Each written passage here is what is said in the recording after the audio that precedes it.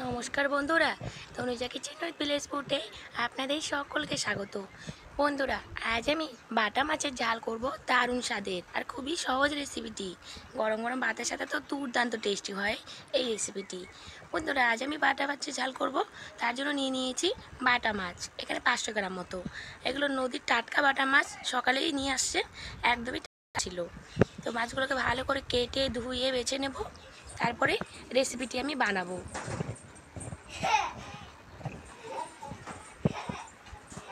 দেখুন, মাছগুলোকে ভালো করে কেটে ধুয়ে রেডি করে নিয়েছি। আজকে আমি মশলা দিয়ে বাটা মাছের ঝাল করব। এখানে নিয়েছি পেঁয়াজ, রসুন, আদা, পাকা লঙ্কা, টমেটো। এবার দেখুন, মিক্সি জারে বাটির মধ্যে 2টো পেঁয়াজ, 2 ইঞ্চি মতো আদা, একটা রসুন ছাড়িয়ে নিয়েছি, সেটা দিয়ে দেবো, আর 10টা পাকা লঙ্কা নিয়েছি, ওগুলো দিয়ে দেবো। দিয়ে ভালো করে একটা পেস্ট করে নেব। এরপরে মাছের মধ্যে নুন হলুদ মাখিয়ে নিচ্ছি।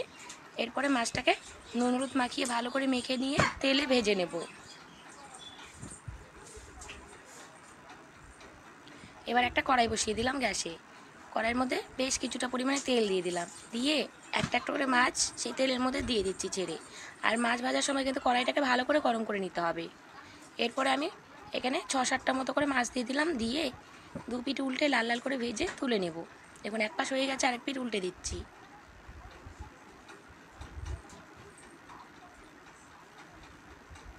এইভাবে উল্টে পাল্টে মাছটাকে ভেজে তুলে নিলাম।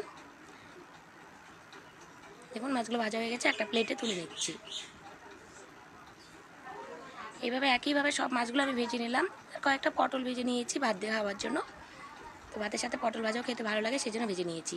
এদিকে 50 গ্রাম মতো তেল দিয়ে দিলাম। এর মধ্যে গোটা জিরে, শুকনো লঙ্কা, তারপরে দিয়ে দিয়েছি পেঁয়াজ কুচনো, একটা তেজপাতাও দিয়েছিলাম। দিয়ে পেঁয়াজটাকে 2 মিনিট মতো ভালো করে ভাজা ভাজা করে নেব। এরপরে স্বাদ মতো নুন দিয়ে দিচ্ছি, আর 1 টেবিল চামচ মতো হলুদ গুঁড়ো দিয়ে দিলাম।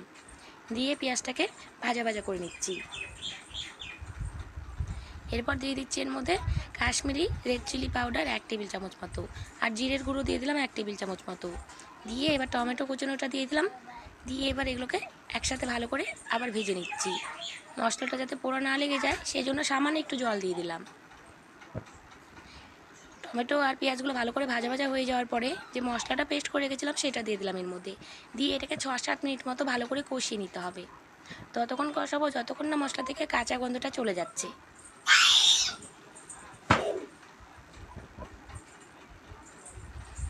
এরপরে দিয়ে দিলাম 1/2 টেবিল চামচ মতো গরম মশলা গুঁড়ো। দিয়ে মশলাটাকে ভালো করে কষিয়ে নেব। দেখুন, মশলাটা কিন্তু এখন অনেকটা ভালো মতো কষানো হয়ে গেছে, সাইড দিয়ে তেল উঠে উঠে আসছে। মশলাটাকে কিন্তু খুব সুন্দর করে কষিয়ে নিতে হবে।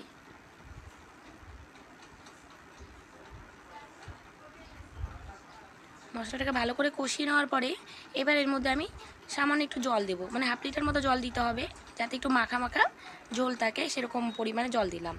1/2 লিটার মতো জল দিয়ে দিচ্ছি। দিয়ে এটাকে 20 মিনিট মতো এখন রান্নাটা আমি করে নেব। 15 থেকে 20 মিনিট মতো লাগবে সময় আরও। দেখুন, 1/2 লিটার জল দিয়ে দিলাম। এবার আমি একটু ঢাকা দিয়ে দেবো, ঝোলটা ফুটে ওঠা পর্যন্ত অপেক্ষা করছি। দেখুন, ঢাকা দিয়ে দিয়েছিলাম, ঝোলটা কিন্তু ফুটে উঠেছে। আর এর মধ্যে যেহেতু কোনো রকম সবজি দিইনি, তাই খুব একটা বেশি সময় লাগে না, ঝোলটা তাড়াতাড়ি ফুটে উঠেছে। আর ঝোলটা ফুটে উঠলে ঝোলের মধ্যে ছেড়ে দিচ্ছি ভাজা মাছগুলো। দেখুন, ভাজা মাছগুলো একটা একটা করে সব ঝোলের মধ্যে ছেড়ে দিলাম। মাছগুলো দিয়ে একটু নেড়ে চেড়ে দিচ্ছি। দিয়ে আবার একটু টাইমের জন্য ঢাকা দিয়ে দেবো। এবার ঢাকনাটা তুলে দেখছি, ঝোলটা কিন্তু অনেকটা টেনে নিয়েছে। আর একটু শুকনো শুকনো করবো। আর এর মধ্যে কিন্তু একটুকু ঝোল রাখবো না, একদম যাতে মাখা মাখা হয়। আর এই রেসিপিটা এরকম মাখা মাখা হলেই খেতে বেশি ভালো লাগে, ঝোল ঝোল রাখলে কিন্তু ভালো লাগে না। এর উপর দিয়ে ধনেপাতা কুচি ছড়িয়ে দিলাম, বিলিতি ধনেপাতা। ব্যাস, একদম তরকারিটি রেডি। এবার গ্যাসটাকে অফ করে দিলাম। দেখুন, দেখতে যতটা সুন্দর হয়েছে, খেতে কিন্তু সত্যি দুর্দান্ত টেস্টি এই বাটা মাছের ঝাল রেসিপি, একদমই ঘরোয়া মশলা দিয়ে তৈরি। এবার আপনাদেরকে সার্ভ করেও দেখাবো। বন্ধুরা, আজকের রেসিপিটি যদি ভালো লেগে থাকে, ভিডিওটাতে একটা লাইক করবেন, কমেন্ট করবেন, আমার চ্যানেলটিতে কিন্তু অবশ্যই সাবস্ক্রাইব করবেন।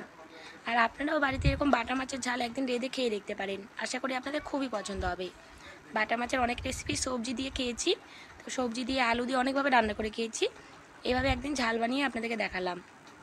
বন্ধুরা সার্ভ করে দেখাচ্ছি, দেখুন কতটা সুন্দর লাগছে।